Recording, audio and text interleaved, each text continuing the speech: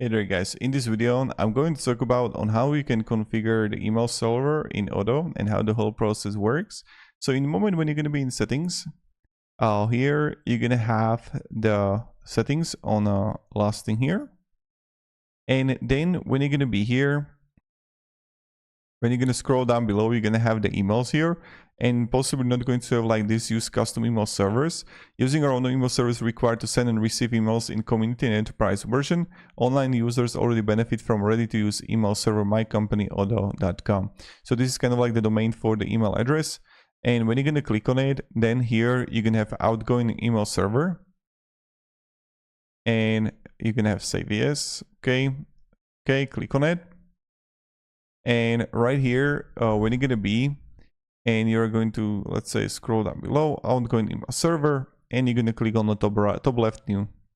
And here you're going to have, like, what you need to do is that you're going to have like name, like let's say my outgoing server, and you're going to have, let's say, email.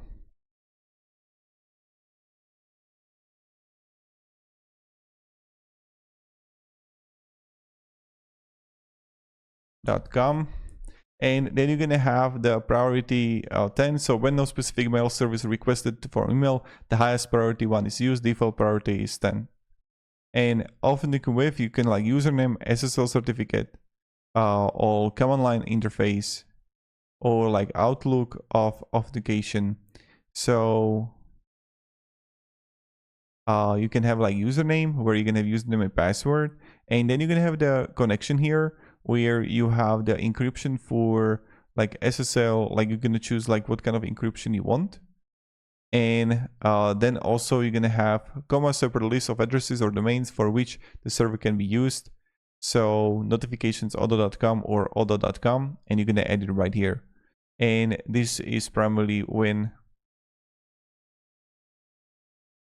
where you're gonna have it and how the whole process works. So that's pretty much it. Now, hope this video provided a little bit of value and how the whole process works.